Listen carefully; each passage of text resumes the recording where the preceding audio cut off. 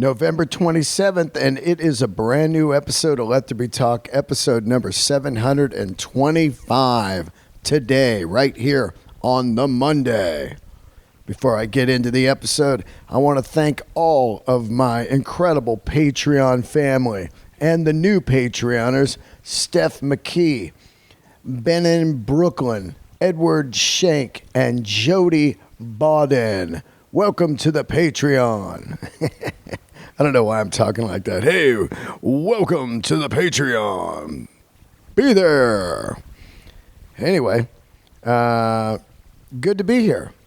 Good to be alive. As Keith Richards used to say, good to be here. Good to be anywhere. Yeah, I had a great weekend. I had a good Thanksgiving. Spent it with some incredible friends. Relaxed, did some shows. Comedy Store, Flappers, out there telling jokes, working on new stuff, getting it going. And yesterday, I went to the LA Auto Show, which I go every year now for 15 years, and I finally got to go with Bill Burr, my buddy Bill Burr, who's a car freak like myself. It just never worked out. He was always on the road, or he couldn't go on a day I was going or whatever, but this time the planets aligned and we went down and we saw all the incredible cars. I'll be talking about it on my Patreon this week on a bonus episode. So if you want to hear about that and Killers of the Flower Moon, I saw that over the weekend. I'll be talking about that film and other fun stuff on the patreon.com/Dean Del Rey. Tour dates are at deandelrey.com. Some good ones coming up. Irvine Improv. When is that? December 20th. That's going to be a one-nighter. Get your tickets. Irvine Improv, Orange County, California. People, please get a ticket and come out and see me. I'm headlining. It's a big room. I'd like to impress the management by the ticket sales. Also, if you are down in the La Jolla, San Diego area, I'm coming down once again. I do it every year. The Toys for Tots show at La Jolla Comedy Store, put on by my good friend Mike Vinn. That is December 14th. Bring a toy and donate it. The Marines will be down there, and they distribute the toys to all the kids. It's a fantastic... It's great. It's a great thing. And I tell you what, people bring some cool toys. I'm there every year. I'm like, look at that. I'll take that home. Anyway, that is December 14th. And the rest of the year, I'll just pretty much be at the Comedy Store or the Improv or Flappers. I'm at Improv on December 18th, the Monday night. So, a lot of good shows coming up. And then some road shows, 2024 already booked. March 8th and 9th, I will be at the Comedy Fort in Fort Collins, Colorado. One of my all-time favorite clubs, and I truly mean that, man. It is a great room. So, that is that business. One more thing, and then we'll get into the episode. This episode is brought to you by my incredible sponsor, Standard & Strange. You want to get some great Japanese denim? You want to get some boots, handmade boots? You want to pick up a new leather jacket? All of the best clothing in one shop, standardandstrange.com. Check them out in Oakland. Check them out in New York, New Mexico, or check them out online, standardandstrange.com, and hit them on their Instagram. Tell them I sent you. They will give you a little nice hookup. They are incredible humans, and I mean this from the bottom of my heart, man. Their stores absolutely blow my mind. I just love what they do. Standardandstrange.com. Okay. Today, my guest is Mike Kerr from the Royal Blood. Not the Royal Blood. Mike Kerr from Royal Blood. The Royal Blood. Whenever I see Royal, it reminds me of that band, the Royal Crown Review. And remember that whole rockabilly resurgence? What was that in like the 90s, right? Like Zoot Suit Riot and all of that. But that's another band. This is Royal Blood, a two-piece band. I saw them years ago, the first time, and they blew my mind, opening up for the Queens of the Stone Age. And here they are with a brand new record that is absolutely smoking. Back to the Water Below. A few years ago, I had their drummer on, Ben Thatcher, and he was incredible. And it was great to finally get to sit down with Mike Kerr on a day off. He was in Austin, Texas, winding down this U.S. tour right now with, I think they got like 2 more dates left. And I will tell you this right now. Do yourself a favor and go listen to that record. It is just rocking. All right. I love all of you guys. Enjoy the episode and subscribe to the YouTube channel. And please leave a review on iTunes. I saw a couple people left some reviews last week. And I'm telling you, the reviews help keep the podcast up in the top 50 or 100 there. It's such a dumb thing. The algorithm. Let there be talk on a new review. Let's bump them up a couple notches. But that's what it does. Mike, thanks for doing the show. You were a great guest and a great songwriter. Killer original sound.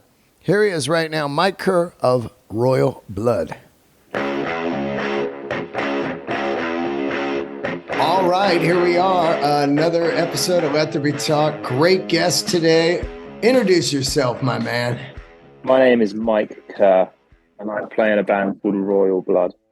Yes. Where are you? On the road, in a hotel somewhere?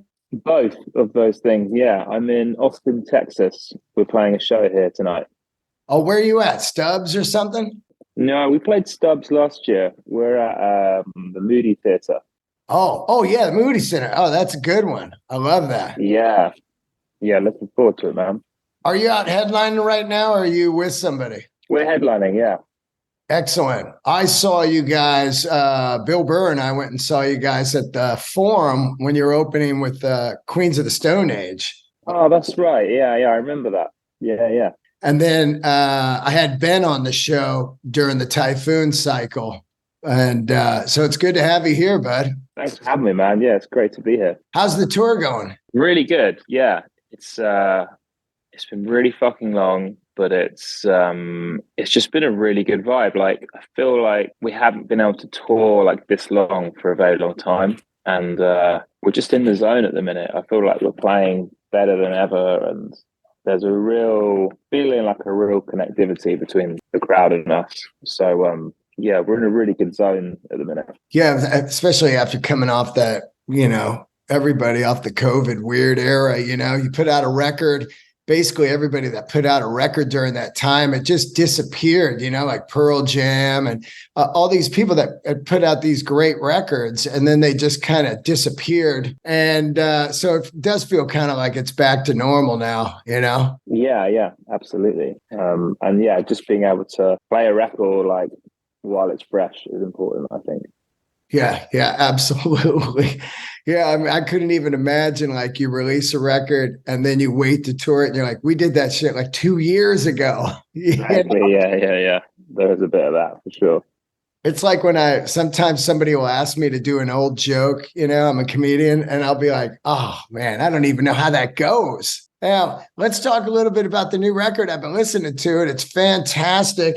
Back to the Water Below. I really like the back end of the record, man. Like How Many More Times, There Goes My Cool, and Waves. The back end's really kind of cool and dark. I dig it. Thanks, man. Yeah, it feels like the sort of second half, we kind of settle into stuff that perhaps feels like more new territory for us. That kind of like Beatlesy, almost like some of it we think is quite T-Rex sounding. And yeah, I don't know, that music's always been a part of what we love.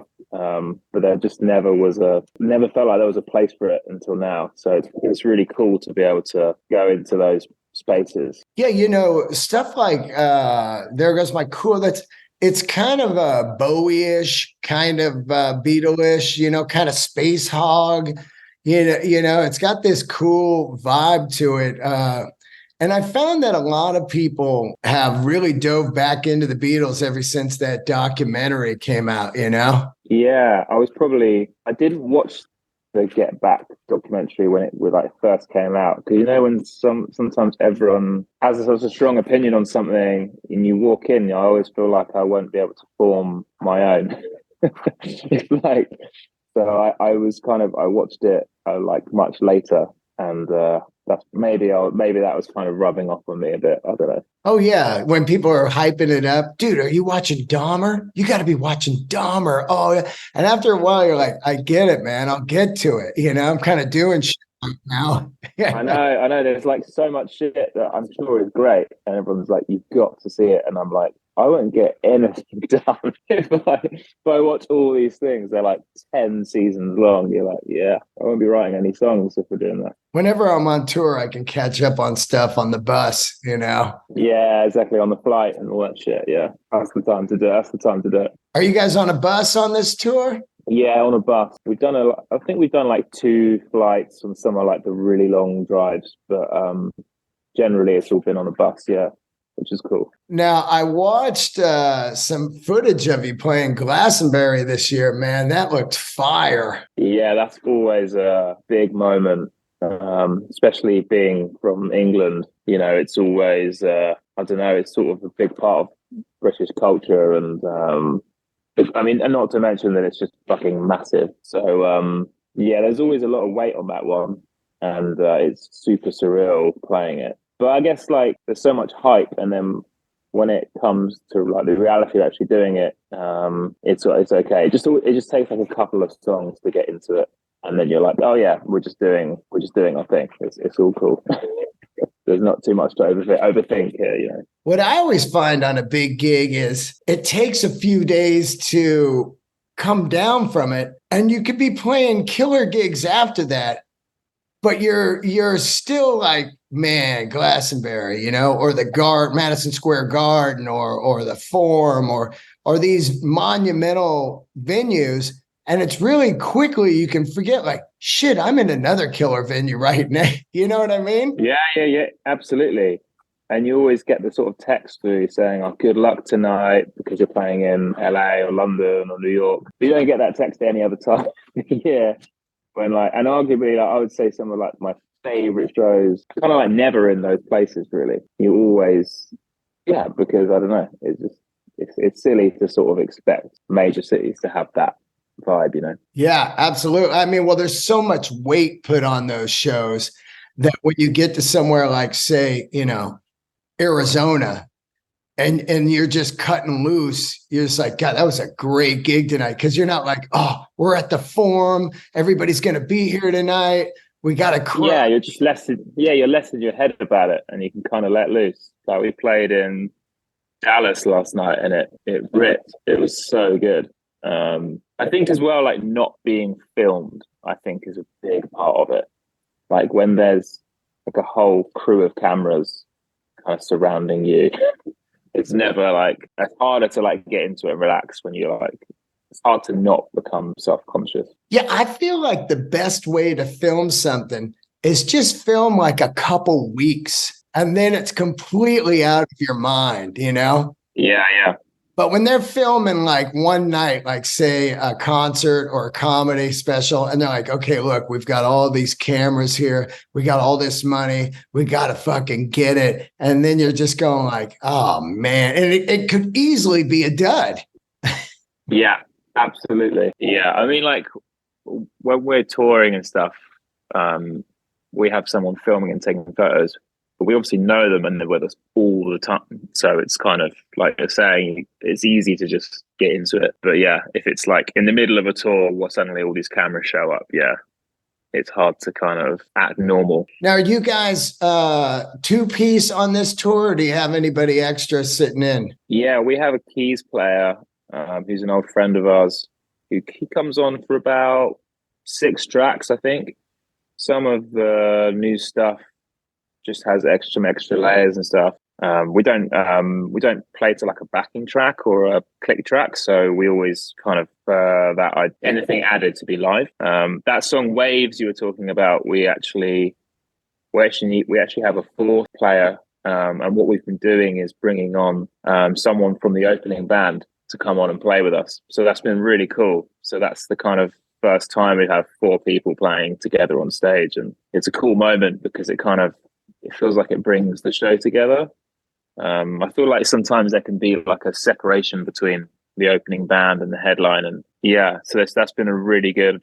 Yeah, that song's been brilliant live. It's been a good opportunity to kind of create a nice moment. Yeah, that I think that really makes a tour cool when you're out. Like, I used to play music and you're touring, and then you at the end of the night, like I just did a comedy tour with Marcus King, and at the end of the night, we all got together because I used to sing. And everybody played. It's kind of like, the last waltz. Yeah. Everybody's up there. It's festive. And the crowd loves it. They do. Yeah. Yeah, I love that vibe. So we started doing that this album, and hopefully we get to carry on. And it's funny, everyone plays that same part differently, and everyone brings a totally different energy to the stage. It's really interesting because I'm so used to just playing with Ben. So having that kind of different energy every night is brilliant. Who is opening for you guys? This band called Hot Wax. They're from the UK. Yeah. They're a 3-piece kind of punk rock band. They're super young. I think they're like 19, but they're proper shredders. Yeah, kind of reminds me of like the Yeah Yeah Yeahs and Nirvana. And the Pixies. They're really cool. It's been going down great. Oh, man, I love the Yeah Yeah Yeahs. Holy shit, man. Same. I think Kerr is one of the greatest ever to do it. It's so wild, Yeah, that Meet Me in the Bathroom documentary I thought was really good.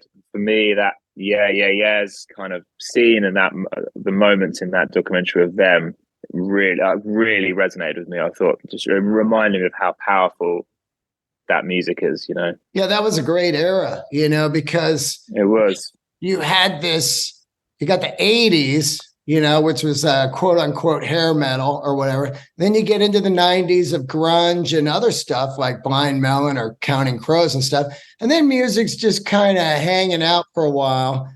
Hip hop starting to get very big. And then here comes the Strokes, the Yeah Yeah Yeahs, Jet, LCD, Interpol, and then it was just like, wow, man. Franz Ferdinand, Ferdinand, and leather jackets were happening and guitar again. Yeah, and great songwriting to kind of hold it all together. Oh my God, the songwriting was fantastic, amazing, and it's all lasted. Like I don't listen back to any music from that era and feel like it's aged in any way. It still feels great. There's no aging of it at all, man. And I was talking about it recently on my podcast that when I hear Last Night by the Strokes, which is, their hit, they have many hits, but that was the big one. Whenever I hear it, I go, oh, well, that's so long ago now. This is classic rock. And they have a hit in the classic rock world that just plays forever. Yeah, absolutely. And I've caught them live a couple of times, and it's phenomenal. It feels like they're hiding behind nothing. It's just kind of great parts, great players. It's just so old school, Now let's get into a little bit about if people have not seen you live. You guys are a 2-piece band. That was a big thing over the last 20 years. Some 2-piece bands were coming around, and now I look at it as like, oh God, so smart. There's not other band members to pay. You could afford to tour. Yeah, I know. I never wanted to be in a 2-piece. Honestly, I never. I mean, I love fan of so many 2-piece bands, but I grew up playing the piano, so to me, like harmonies and layers, and I love Queen, so I love really layered recordings, and the idea of like being in a band that was like raw, I never thought I would end up in something like that. But I never thought I'd even play the bass, you know. I just wound up trying it one day and going through and making some cool sounds. And by the time me and Ben started jamming, it was just a bit like, oh shit. Yeah. This is too fun to ignore and put down. So yeah, I think I kind of just started enjoying the musical challenge of it, because there's like a sonic challenge of like, how do you like make this sound like it's not 2P? How do you make this sound full? Then there's a musical one as well of how do you make interesting and captivating songs with such few ingredients, you know? And it just became really inspiring, and it made me think a lot about art that does that. And I'm a big foodie, so I love food that does that, where I go to restaurants and there's 3 things on the plate and it's like mind blowing. I'm obsessed with like simplicity and minimalism. And so it just kind of, yeah, really turned me on basically. And it's funny, I think as the band's progressed, it was very strict at the beginning. We were very like, this is no layers, no overdubs. And I think as time's gone on, we've turned that rule off every now and then. And yeah, it's been really liberating, and it feels like now we can do both. Now we can make songs that are super raw and have nothing, you know, few components, and we can make things like you were saying, like There Goes My Cool, which has, you know, a bit more going on. But I think even when we add layers, there's an element of like, we're still chasing the ideas that are simple. And I always think of it like that game Jenga, you know. It's like keep removing pieces until it like starts to like wobble, and then we kind of stop. And that's kind of what we do with our songs. I mean, that's like my favorite architecture. I think that I love, you know, mid-century, you know, glass, wood, and just really sparse minimalist houses, you know, and sometimes it just is the best way to go. People, you know, they layer on so much things in life in general to where they're just bogged down with clutter, you know? I know, man. Absolutely. It's fucking wild.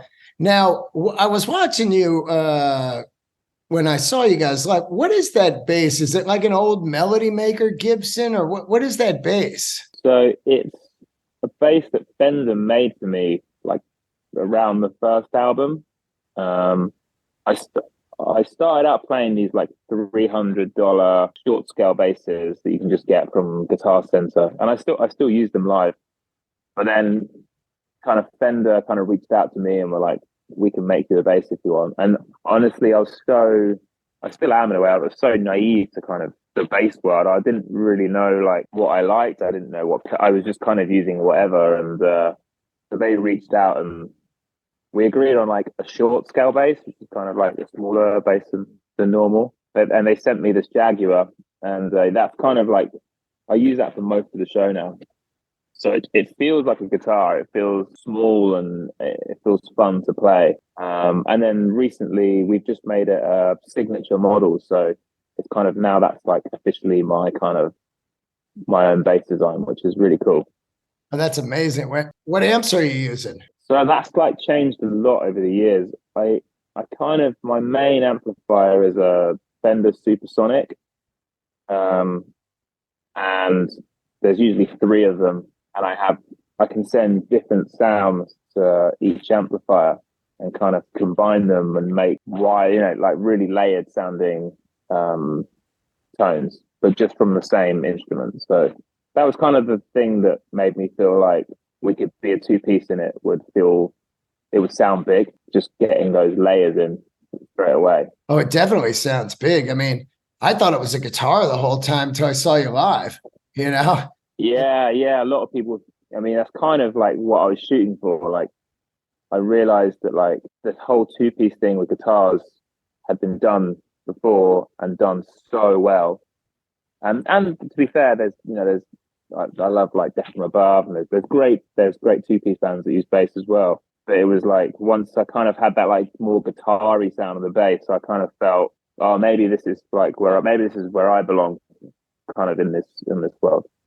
Yeah, absolutely. I mean, it's super original. I mean, you know, a 2-piece with bass and you know, you can go all over the place with the array of pedals these days, man. You can make it sound like anything, a keyboard, you know, you can make it sound like turntables, anything. You can, yeah. And I kind of fall in and out of love with that idea of pedals and sounds and stuff. But I think the thing that I'm always drawn back to is what I'm actually fucking playing. You know, like there's always a point where you're like, it's all about the riff I'm playing and the melodies I'm writing and the content of the material. Like if that bit's strong, then the next bit's kind of making it sound cool is like the fun bit. Sometimes like when I'm writing, I'll like keep it sounding really shit. So I'm kind of like really sold on the idea before like getting the pedals out and trying to like make it sound cool. How do you write? Do you write on the bass just like laying it down that way, or do you actually write on an acoustic and then figure it out how to play it as a two-piece? Kind of both. Like sometimes it will start with like a beat that Ben's kind of working on, and I'll just sit there and like listen to it for hours on end and find a riff or a melody. And like this new album I spent a lot of time just on the piano, which I found a bit easier because you can put sort of all of the information of the song when you're at the piano. Sometimes when you're just sitting there at the riff, you're like imagining all this other shit. So sitting at the piano for me was like, it's almost like I felt like I was doing my homework, you know, first, and getting the kind of the hard bit done first. And then we would have like these complete songs at the piano, and then we'd sort of transpose them into the band. So that was a kind of cool way of writing. Yeah. And, you know, if the song works on the piano, it's going to work no matter what. Exactly. Yeah, exactly. I'll give you a good example. I love Chris Rock, comedian. And, you know, same. You see Chris Rock, by the time you see his specials, he's really big. You know, he's like, oh, I said, look out. You know, he's like, you know. But when he's working out the bits at like the Comedy Store, he's really like laid back, almost lethargic. And he's really seeing if the actual joke works before he puts on any kind of sauce. You know, he doesn't need to try to sell it, because then he doesn't really know if the joke works. And I learned so much from that, you know? That's really interesting. I went to the Comedy Store a couple of weeks ago. Oh, you did? Yeah. Oh, man. Who was this guy I saw? I've forgotten his name. Andrew Ginger guy. Andrew Schultz or Andrew Santino? Redhead? Yeah, Andrew Santino. Yeah. Oh, my God. He floored me. And I felt like when I saw him, I felt like he did that. I felt like he came out and he wasn't running around. He just kind of stood there, and the material was so good. It didn't need that, and it floored me. Excellent. And it's funny. Me and my girlfriend were talking about that idea on the way out. Like that guy, his material is so good. I was like, it survived just delivering it straight. I'm sure that's part. I don't know much about him, but I'm sure that's part of his style. But yeah, it kind of got me on that thought train. How'd you like the Comedy Store? It's cool. Yeah, you know what? I've spent a lot of time at the Comedy Cellar in New York. I've been trying to spend like as much time in New York as possible recently. And it's funny, like comparing them. I thought the Cellar was great though. It was really, really good. It's definitely like a bit cleaner, isn't it? A bit more. The Cellar? A bit slick. No, the store. The store feels a bit slicker, but it was cool. Well, the store has those 3 rooms, you know, so I don't know which room you're in. Okay, I think I was in the main room. Yeah, so that's the big showroom. And, you know, they built that later on. Richard Pryor could work out in there for his live on Sunset Strip. And that's actually, originally that was Ciro's back in the day, where like, you know, Frank Sinatra and the Rat Pack hung out and performed. It was like one of those kind of mob style stage showrooms, you know? Oh, sick. Yeah, I didn't know that. Yeah, it was a really good vibe though. Yeah. I recommend you check out the Comedy Store documentary on, I believe it's on Netflix, man. You'll love it. Okay, we'll do, yeah. Now let's dive into who I think is the king of all kings, Jimmy Page.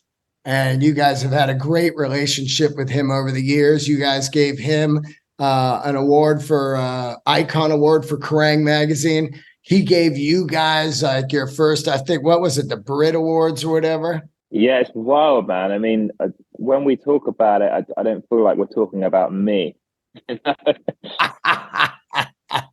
Right? so yeah, I'm just so hypnotized by everything Led Zeppelin did, and it's the whole reason this band exists. You know, we're kind of resting everything on the way they made music, and yeah.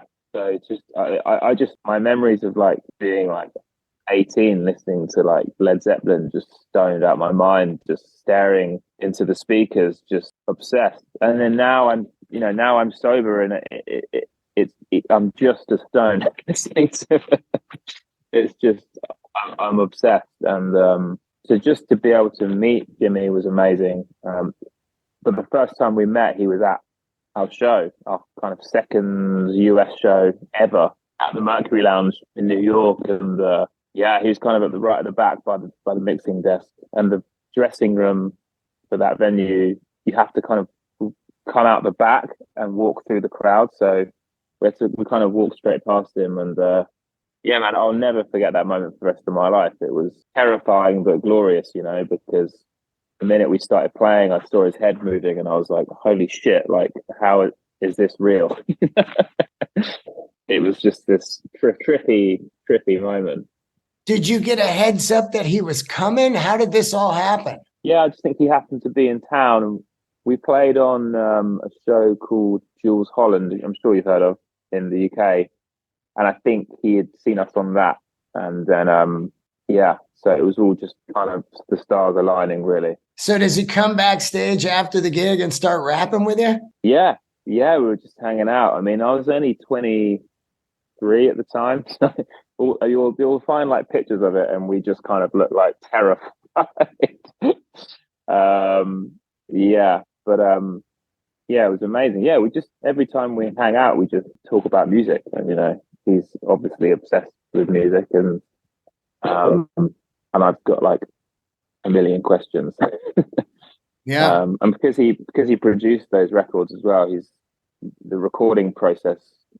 He's fascinated with, and something I'm keen to learn about as well. So yeah, we're never kind of short of things to talk about. Yeah, there's nobody ever like him ever again in that band. He recently played like a couple of weeks ago at the Rock and Roll Hall of Fame, and I was blown away. There he was, because years have gone by and he has not played guitar.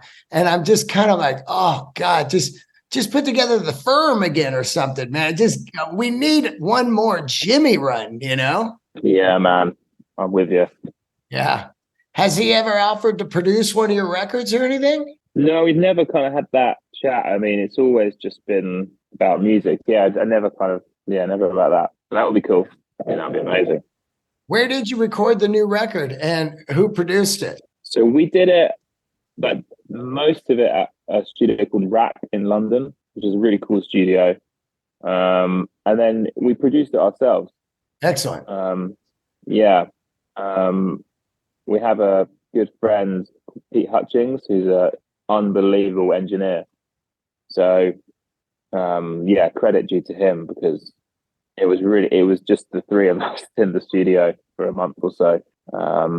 It was a lot of fun, man. Like, it made me realize how much of a kick we get out of the recording process as well. We haven't kind of had producers that much, but yeah, it's definitely a lot of fun when you're kind of recording yourself. Oh man, there's nothing better than recording, and then there's nothing better than playing live. They're two different animals, Yeah, they're so different. And I really like the live thing. I've always loved, and I still do. And the recording thing is something that it's a kind of love that's built up over time. Now I think they're becoming quite equal. I think on the second record, I was probably just nervous about making new material, because it's the first time you're kind of creating, knowing people are going to hear it. Super weird to kind of like get used to that. So yeah, but now I kind of look forward to getting back into the studio. Looking back on it now, like Typhoons, I thought was a great record. Do you feel like, of course, like I said earlier, a lot of those records disappeared though. You're out playing some of the songs in the set list, of course. Are you seeing, people maybe just, oh, finally I get to hear this live. Maybe they didn't see any of the Typhoons tour or anything, Yeah, I get a bit of that feeling. Yeah, man, there's just like places like we played in Tulsa a couple of nights ago, and we hadn't been there in 8 years. Wow. I was like, how is that? How's that happened? So I was thinking, man, like we've released 3 records since we've been here. So every time I played a song, I was like, fuck, this is kind of like a new song for whoever came last time. So yeah, I do get that sense. Yeah, that's great. You mentioned that you're sober now. Did you have an incident or were you just ready to end partying? Yeah, just ready to end. I mean, coming up for 10 years on the road now and about 5 years into touring, just kind of saw where it was heading. And I was like, I looked around me and I saw everyone else that was partying and I was like, this doesn't end well. Oh yeah. I was just like, oh, I'm on this trajectory. So I jumped off the sinking ship. Yeah. And what's great is how good you feel on tour when you're sober because you can get up in the morning and you're just kind of like, oh man, I'm going to go check out the town. You walk around a city or whatever, and you're like, I've been here 3 times. I've never even seen anything, and it just starts to, you sing way better. You're like, oh, wow, my voice is way better. Totally. And also like your physical fit, like for me, like my physical fitness has become a big part of my life and a big part of touring. Like touring used to like slowly break me and kill me physically and mentally. And now I feel like, oh, this is sustainable. Like you can do this and not sacrifice your body in the process. So yeah, man, I'm all for it. I'm sort of like, it's hard to look back and be like, oh, I wish I never did that because there was so much of it was so fun and so funny. But I'm glad I kind of stopped when I did. It's kind of like do you leave the party at like 1 a.m. or 5 a.m.? you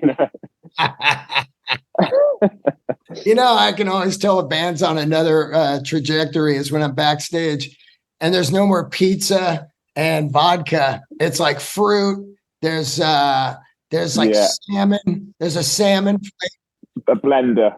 A blender. Maybe a masseuse comes in at 4:30. All right. Oh man, we're not quite at the masseuse level yet, but yeah. Yeah. We need that shit. Well, I want the fucking like the IV and the oxygen and all that shit. Yeah. Have you played Red Rocks? Yeah. We played. Oh, man, last time we played there, we were opening for Queens of the Stone Age. Yeah, which was obviously amazing. I've just brought that up because the oxygen. I did Red Rocks, and a comedian, you're not running around, so you don't need to go over and huff some oxygen. But everybody's always like, the oxygen's right over there. Yeah, we did. We played in Denver the other night, and in between singing vocals, I was just realized, oh my god, I can't fucking breathe. Oh yeah. Yeah. Where'd you play there? That kind of small, cool little arena? We actually played in Inglewood. I think it's called the Gothic Theatre, which we've never done before. Yeah. It was cool. How long is the tour in the US right now? So we've only got 4 shows left. Yeah, and then we go to New Zealand and Australia. God, I haven't got there yet, man. I'm ready. Oh, it's so good. If it wasn't so far away, everyone would live there. But, I just love it, man. AC/DC to Nick Cave. I'll take it all, Tropical Fuckstorm, all these great bands out there. The Sniffers, it just gets rocking out there. It does, yeah. It's a great place. Are you guys playing on Thanksgiving tomorrow night? No, we're having we actually have it a day off. So we're gonna be in Austin. So my girlfriend's American, so I started doing Thanksgiving a couple of years ago, and I'm like all in. I love it. I think it's better than Christmas. It's like all the good shit from Christmas. So yeah, we're gonna have a little Thanksgiving. The band and the band Hot Wax, they're gonna come and hang out. They've never done Thanksgiving, so we're gonna show them the road. I'll tell you what you try to do tonight after your gig is get over to Joe Rogan's club, the Mothership, there on 6th Street. Oh shit! Is that going to be on? Yeah, that'll be on, man. It's one of the best comedy clubs ever, man. So I heard. You know what? I was thinking about. I was looking into that, but I don't know why, but I thought it was closed today and tomorrow. But I don't think so. I bet they're open tonight. That would be amazing. Yeah, I will. Is it hard to get into? Just get in line like the Cellar or something. Have your tour manager call over there, and I can shoot a text over if you want. I'll find out if they're open, and then email me or have your whoever hit me up on the interview, and I'll see if I can get you in, man. Oh, mate, that would be amazing. Yeah. Well, listen, man, great new record. I really like it. And I'm bummed I missed you guys. I think I was in Vegas when you're here because they invited me to go. Oh, shit. Because I have not seen you since the Queens of the Stone Age tour, because I tour nonstop myself. And I really want to see you guys again. And I've dove into this record and really, really like it, man. And thank you so much, man. Yeah, it's great, man. The songwriting's great, the vibe, the flavor. Like I said, especially that back end of the record. It's just like, oh, excellent. And I hope to see. I'm sure you'll probably come back through maybe in the summer or something. I hope so. Yeah, festivals or something. But congrats on all of your success. And I've listened to the band for a long time now, since I was turned on to you from the Queens tour.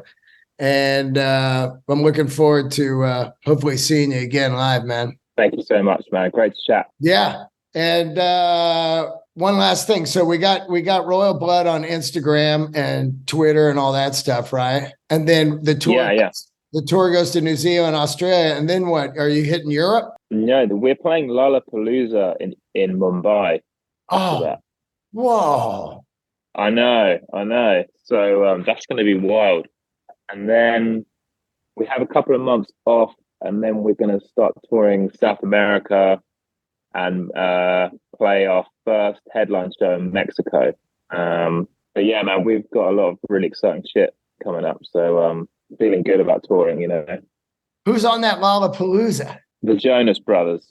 Oh, yeah. Oh, I did see a wild lineup, right? It's really it's the most random lineup ever. Who else is playing? I'll have to go and double check. Go and check it out because it's really funny. It's like the post is really good.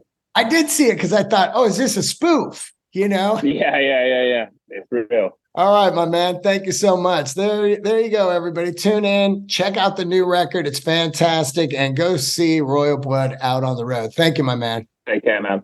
All the best. See you, buddy.